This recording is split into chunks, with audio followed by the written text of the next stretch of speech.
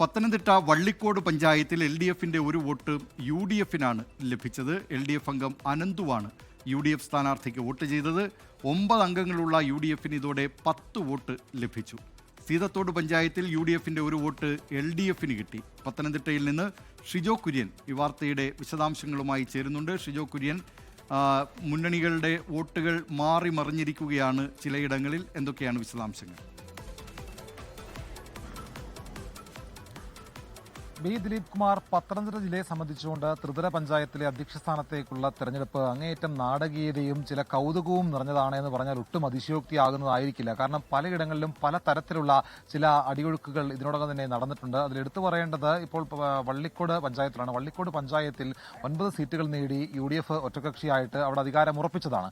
അവിടെ എന്നാൽ തെരഞ്ഞെടുപ്പിലേക്ക് വരുമ്പോൾ ഒരു വോട്ട് LDFിന്റെ ഒരു വോട്ട് UDFിന് ലഭിക്കുകയും ചെയ്തു. അങ്ങനെ 10 വോട്ടുകൾ LDFിന് കിട്ടി. അനന്തുവാണ് ഇപ്പോൾ LDFിന് വോട്ട് ചെയ്ത UDFിന് വോട്ട് ചെയ്ത LDFിന്റെ ജനപ്രതിനിധി. അത് അറിയാതെ സംഭവിച്ചു പോയതാണ് എന്നുള്ള ചില പ്രതികരണമൊക്കെയാണ് ഇപ്പോൾ വരുന്നത്. ബോധപൂർവം ചെയ്തതല്ല, അറിയാതെ സംഭവിച്ചു പോയതാണ് എന്നുള്ള പ്രതികരണം വള്ളിക്കോട് നിന്ന് വരുന്നു. അതേസമയം സീതത്തോട്ടിലേക്ക് പോയാൽ സീതത്തോട്ടിൽ UDFിന്റെ പ്രതിനിധി LDFിന് വോട്ട് ചെയ്യുകയും ചെയ്തിട്ടുണ്ട്. അതൊക്കെ അബദ്ധവശാൽ സംഭവിച്ചു എന്നുള്ള ഒരു പ്രതികരണമാണ് വരുന്നത്. പക്ഷേ ഇത് എന്തെങ്കിലും രാഷ്ട്രീയ ലക്ഷ്യങ്ങൾ ഇതിന് പിന്നിലുണ്ടോ എന്നുള്ളത് കൂടി അറിയേണ്ടതായിട്ടുണ്ട്. അത് രണ്ടുമാണ് വള്ളിക്കോടിലെയും സീതത്തോട്ടിലെയും കാര്യം. മറ്റ് ചില കൗതുകമുള്ള കാര്യമെന്ന് പറയുന്നത് കോട്ടാങ്ങൽ പഞ്ചായത്ത്. ഞാനിപ്പോൾ നിൽക്കുന്നത് കോട്ടാങ്ങൽ ഗ്രാമപഞ്ചായത്തിന് കീഴിലാണ്. കോട്ടാങ്ങൽ ഗ്രാമപഞ്ചായത്തിൽ ഇവിടെ BJPയും UDFും 5 സീറ്റ് വീതം നേടി തുല്യത പാലിച്ചിരുന്നു. അപ്പോൾ ഇവിടെ തുടക്കത്തിൽ തന്നെ തെരഞ്ഞെടുപ്പിലേക്ക് വരുമ്പോൾ അധ്യക്ഷ തെരഞ്ഞെടുപ്പിലേക്ക് വരുമ്പോൾ SDP 3 സീറ്റ് നേടി നിർണായക ശക്തിയായിട്ടുള്ള SDPI UDFിനെ പിന്തുണയ്ക്കുമെന്ന് അറിയിച്ചിരുന്നു. അതുപ്രകാരം വോട്ടെടുപ്പ് നടന്നപ്പോൾ SDPയുടെ 3 വോട്ടുകൾ നേടി UDF 8 വോട്ട് നേടി പഞ്ചായത്ത് പ്രസിഡന്റ് KV ശ്രീദേവി ജയിക്കുകയും ചെയ്തു. എന്നാൽ SDPയുടെ വോട്ട് വേണ്ട എന്ന് പറഞ്ഞുകൊണ്ട് KV ശ്രീദേവി രാജിവെച്ച് ഇറങ്ങി വരുന്ന ഒരു സാഹചര്യമാണ് കണ്ടത്.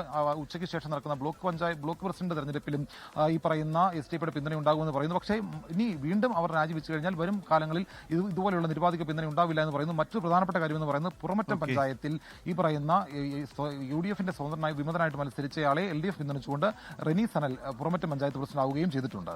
ദിലീപ് കുമാർ, ലോകത്തെവിടെയായാലും ഏത് സമയത്തും 24 വാർത്തകളും ഓഗ്മെന്റഡ് റിയാലിറ്റി പാക്കേജുകളും എക്സ്പ്ലെയിനറുകളും വിശദമായി കാണാൻ ഞങ്ങളുടെ YouTube ചാനൽ നിങ്ങൾക്ക് സബ്സ്ക്രൈബ് ചെയ്യാം.